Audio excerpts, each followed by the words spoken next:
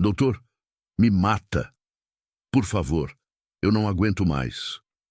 Ouvi isso às 03h17 da madrugada, durante um plantão silencioso, quase morto, no pronto-socorro de um hospital que já me viu chorar mais vezes do que qualquer pessoa na minha vida. Eu já tinha escutado muita coisa em quase 15 anos de medicina. Gritos, sussurros, o silêncio de quem morria sem fazer barulho. Mas aquele pedido, direto, cru, sem floreios, atravessou minha alma com uma frieza que o jaleco branco não conseguiu proteger. Ele estava deitado na maca 6, um senhor de uns 60 e poucos anos, pele pálida, barba rala, olhos fundos, mas intensos. Não havia desespero na voz dele, nem raiva, nem medo, só cansaço. Um cansaço que eu, em segredo, entendia bem demais. Por um instante não respondi. Só fiquei ali, em pé, encarando-o como se aquele olhar pudesse me dizer mais do que as palavras. E disse, era como se ele me enxergasse por dentro. O senhor sente dor? Perguntei por protocolo. Mas era óbvio que não era dor física o que o matava. Ele riu, um riso fraco, sem dentes. Depois virou o rosto para o teto. Não mais. Agora só dói estar aqui. Era um paciente qualquer no papel, sem documentos, sem acompanhante, trazido por uma ambulância após desmaiar na rua. Pressão baixa, glicemia em queda, sinais de desnutrição. Provavelmente morador de rua, pensei. Mas havia algo nele que não batia com o perfil. Os modos, o vocabulário, a maneira como segurava o lençol com os dedos, como quem já foi alguém que cuidava de gente. Algo naquele homem me puxava, me incomodava, me lembrava de mim mesmo. Fiz os exames, colhi sangue, pedi tomografia, passei caso para a clínica médica, mas por dentro eu sabia que não era só um corpo frágil que repousava naquela maca. Era uma alma implodindo. Voltei a vê-lo na manhã seguinte. Estava acordado. Olhava pela janela como quem queria ver alguma coisa que não existe mais. Trouxe seu laudo, disse, entrando no quarto. Seus exames mostram que o senhor está estável. Vai precisar de acompanhamento, claro, mas... Eu fui médico. Ele me interrompeu sem olhar para mim. Senti um baque no estômago. Quê? Fui médico durante 27 anos. Clínico geral. Servi em posto de saúde, fiz plantões, dei aula, até que um dia não consegui mais. E ninguém percebeu. Sentei. A ficha não caiu de imediato, mas meus olhos já ardiam, sem saber por quê. Como o senhor se chama? Ele sorriu. Chamava Henrique, Dr. Henrique Lima. CRM cancelado há 9 anos.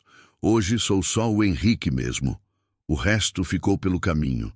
Aquele nome eu já tinha ouvido, ou lido talvez, mas não consegui ligar à memória. O que me atingiu mesmo foi o ficou pelo caminho, porque eu também sentia isso às vezes. Que a cada plantão, a cada óbito, a cada discussão com a família de paciente, uma parte de mim também ficava para trás. Sumia. O senhor quer conversar? Posso chamar? Não. Ele me cortou, sereno. Só precisava dizer isso para alguém que entendesse. E você entende? Eu vi nos seus olhos ontem. Você também está cansado. Engoli seco. Me levantei rápido. Tentei manter o protocolo, mas minha mão tremia. Saí do quarto e fui até o banheiro dos médicos. Tranquei a porta, liguei a torneira e olhei no espelho. Pela primeira vez em anos, eu me perguntei, por que eu ainda estou aqui? Ali, naquele instante, percebi que alguma coisa em mim havia rachado e que aquele homem que queria morrer talvez tivesse vindo para me acordar, não da medicina, mas da anestesia emocional que ela nos força a viver. Fiquei os dias seguintes pensando nele. Voltei ao quarto no fim do plantão, mas a maca estava vazia. Fui até a enfermagem. O paciente da maca 6, Henrique, sabe para onde foi? A técnica respondeu sem levantar os olhos. Teve alta voluntária. Assinou e saiu sozinho, ontem de manhã. Só isso, sem endereço, sem destino, sem ninguém para buscá-lo. Henrique havia sumido do hospital como entrou. calado, discreto, quase invisível, mas deixou um ruído dentro de mim que não parava. Comecei a dormir mal. Acordava com flashes daquele rosto, daquela frase.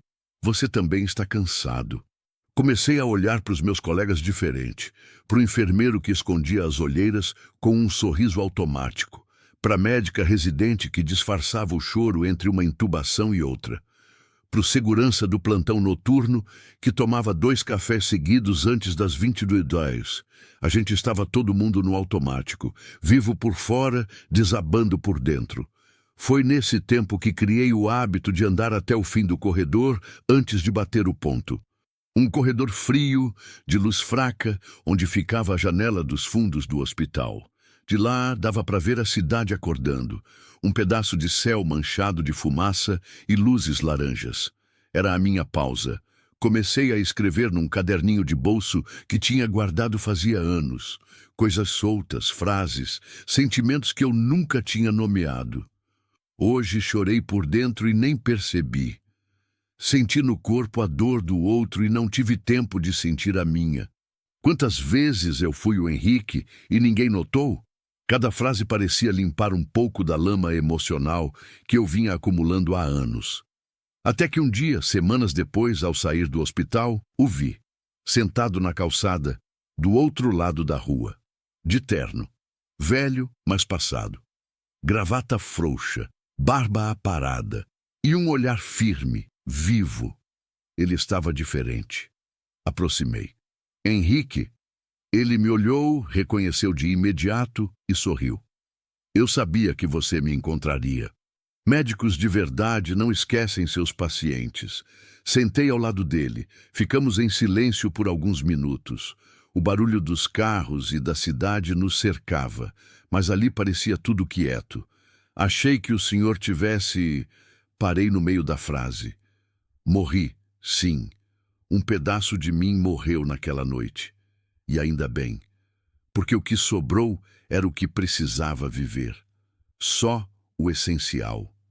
E o que é o essencial? Perguntei, como quem precisa ouvir mais do que entender. Ele olhou para o céu. Escutar o que ninguém diz, dentro da gente. O silêncio fala, sabe? Mas a gente aprendeu a fugir dele. Respirei fundo. Pela primeira vez em anos, sem pressa. Henrique me estendeu um envelope. Papel simples, dobrado em 4. Abre quando estiver pronto. Vai saber quando for a hora. Depois, levantou-se, ajeitou a gravata como um velho professor e andou até desaparecer na multidão. De novo, sem destino. Mas agora, com propósito. Eu guardei o envelope no bolso. Ainda não abri. Talvez porque ainda estou ouvindo. Talvez porque ainda não esteja pronto. Mas sei que, desde aquela noite, a voz do silêncio nunca mais me deixou. E, curiosamente, ela tem me curado. O envelope ficou comigo por dias. Depois, semanas. Acabei trocando de jaleco e levei junto no bolso interno como um segredo que ainda não sabia decifrar. Volta e meia colocava a mão ali e apertava o papel dobrado, como quem busca uma resposta, mas teme a pergunta.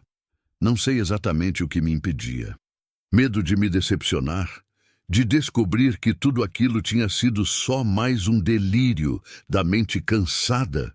Até que, numa madrugada de sábado, o hospital estava mais quieto do que o normal. O plantão seguia lento, sem sirenes, sem gritos, só as máquinas apitando ritmadas, como se até elas tivessem aprendido a descansar. Sentei na sala de repouso, luz baixa, cansaço alto, e abri.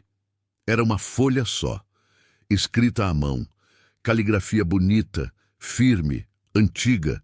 Parecia uma carta, mas não tinha data nem assinatura. Se você está lendo isso, é porque ouviu o que precisava. E talvez esteja pronto para escutar o que vem depois. Durante anos fui médico como você.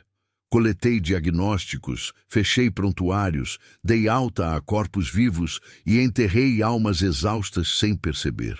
Perdi colegas, perdi tempo, quase perdi a mim mesmo. Até que um dia parei de salvar os outros e comecei a ouvir o que estava morrendo dentro de mim. Você me viu naquele dia, mas mais do que isso, me reconheceu. Essa é a parte que poucos fazem, e por isso essa carta é sua. Vai chegar um tempo em que você vai cansar de fingir força. Quando esse dia chegar, pare. Não tente salvar ninguém. Respire, sente, escreva, chore, durma, ande, ame. E só depois, volte. Porque a medicina que não cura o próprio médico contamina. Silenciosamente, com pressa, ego e culpa. Salve-se. Você merece mais do que aguentar. Você merece viver. Dobrei a folha com cuidado. Ela pesava mais do que parecia. Fiquei ali, sozinho, com os olhos marejando, e pela primeira vez em anos me permiti sentir, não a dor dos outros, a minha. Saí do hospital assim que o sol nasceu. Caminhei devagar até o ponto de ônibus. Não quis dirigir. Quis olhar a cidade passando pela janela, como se estivesse reaprendendo a vê-la. Cheguei em casa, tirei o jaleco. Não o pendurei no cabide. Deitei com ele no colo, como se fosse uma pele que eu finalmente pudesse soltar. E dormi. Um sono profundo, silencioso, de paz.